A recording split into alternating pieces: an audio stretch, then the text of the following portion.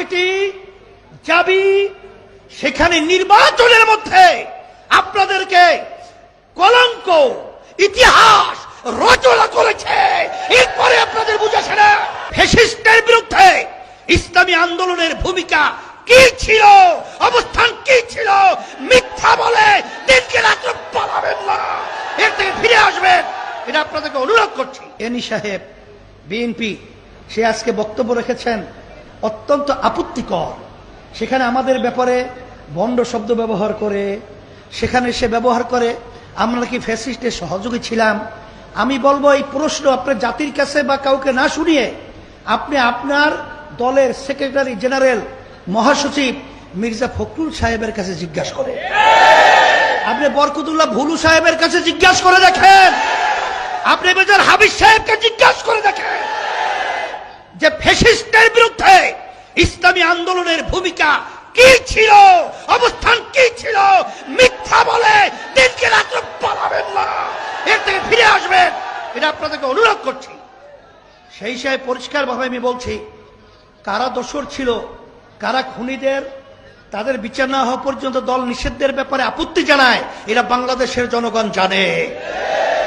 জুলাইয়ের চেতনা কি, এটা আপনাদের ভার্সিটি যাবি, সেখানে নির্বাচনের মধ্যে আপনাদেরকে কলঙ্ক ইতিহাস রচনা করেছে। এরপরে আপনাদের বুঝেছে না। এই জন্য আমি বলবো, যদি এখন আপনাদের এই বক্তব্য থেকে, যদি আপনাদের এই মন মানসিকতা থেকে এখনো যদি ফিরে না আসেন, আর কতদিন মায়ের কোল খালি হবে, আর কতদিন আমাদের দেশের টাকা বিদেশে পাচার হবে, আর কতদিন এই দেশের মানুষ লক্ষ লক্ষ মিথ্যা কেসের মাধ্যমে তাদের সংসার ধ্বংস হবে, এটা বাংলাদেশের জনগণ দেখতে চায় না। এর পরিবর্তনের জন্যই আমরা আওয়ামী লীগ দেখেছি, বিএনপি দেখেছি, আমরা জাতীয় পার্টি দেখেছি, কিন্তু আমরা ইসলাম দেখি নাই। যে দেশের ভিতরে ৯২% জনের মধ্যে মুসলমান বসবাস করে, সেই দেশের মুসলমানদের চাহিদা হলো ইসলামী নীতি আদর্শের সাথে জড়ায়া থাকা। সাথে সাথে অন্য জাতিরাও ইসলামকে এর জন্য গ্রহণ করবে, কারণ জান মাল ইজ্জতের নিরাপত্তার গ্যারান্টি হলো সেই নীতি আদর্শের নাম হলো ইসলাম।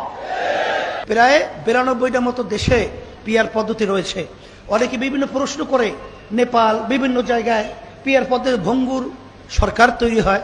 আমরা বলবো যে যারা পিআর অ্যাপ্লাই করেছে তারা এই পিআর থেকে কি কোনো দেশ ফিরে আসছে? আসে তো নাই। তাহলে তারা দেশের ভিতরে পিআর ব্যাপারে বুঝছে, এবং যেখানে নাই এখন কিন্তু বিভিন্ন সংগ্রাম আন্দোলন চলছে।